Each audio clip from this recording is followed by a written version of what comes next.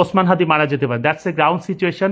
আমরা শত না চাইলেও আমরা তার জন্য কাঁদবো, সবকিছু করব, কিন্তু শত না চাইলেও এটা বাস্তবতা, যে কোনো মুহূর্তে তিনি মারা যেতে পারেন। কিন্তু তিনি যদি বেঁচে যান সেটা অনেক সময়ের ব্যাপার, 6 মাস থেকে 1 বছর, একটা লম্বা সময়ের ব্যাপার, এবং সেক্ষেত্রেও তিনি পুরোপুরি সুস্থ হয়ে আগের অবস্থায় তো কখনোই আসতে পারবেন না।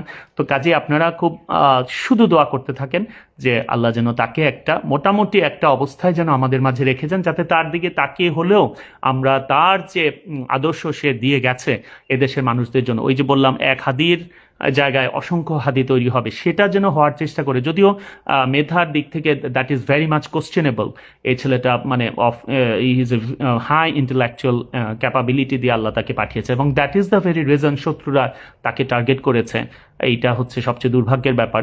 আর ওসমান হাদি কিন্তু বলে গেছে যে আমি যদি মারা যাই, আমার যাদের কারণে আমার মৃত্যু হলো তাদের শাস্তির ব্যবস্থাটা করতে পারে। সরকারকে আমি বলছি যে টেক প্রপার মেজার্স, এবং very unfortunately and horribly you are failing, you are failing, you are failing.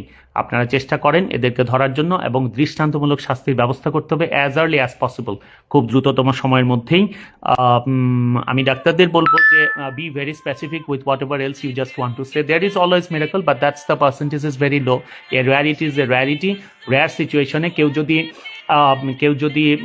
Rare সিচুয়েশনে কেউ যদি ইয়ে হয়, সরি একটা কল এসেছিল, রেয়ার সিচুয়েশনে কেউ যদি কি বলছিলাম, রেয়ার সিচুয়েশনে কেউ যদি বেঁচে যায় সেটা একটা র্যারিটি, সেটা বলতে হবে। বলে না যে exceptions or exceptions, exceptions can never be example. এক্সেপশনকে এক্সাম্পল হিসেবে বারবার দাঁড় করানো যাবে না। কাজে ডাক্তাররা বলতে পারেন যে there may be exceptions and miraculously he may be saved, otherwise it's a sorry state of affair altogether. আমরা শুধু তার জন্য দোয়া করব, মহান আল্লাহ সব কিছু সহজ করে দেয়। আমি তো সবসময় পার্সোনালি মনে করি খুব সাহসী ডিসিশনও নেওয়া যেতে পারে, কারণ প্রতি মুহূর্তেই তো সে কষ্ট পাচ্ছে, অনেক কষ্ট পাচ্ছে। ওসমান হাদিকে চেয়েছিল, এইরকম একটা দেশপ্রেমী মানুষকে চেয়েছিল সত্যি সত্যি বিদেশের মাটিতে তার মৃত্যু হোক, সেটা কি চেয়েছিল?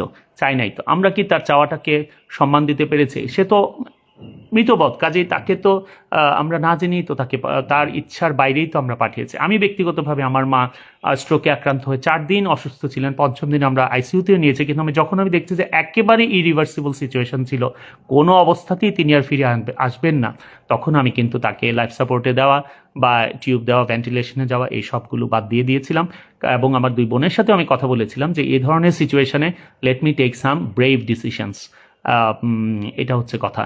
তো যাই হোক, মহান আল্লাহর কাছে আমাদের চাওয়া তিনি যেন তাকে মুক্তি। সবাইকে বলি যে দয়া করে গুজব সৃষ্টি করবেন না, গুজবে কান দিবেন না, শুধু দোয়া করতে থাকেন, শুধু দোয়া করতে থাকেন। আল্লাহ চাইলে অনেক কিছু সম্ভব।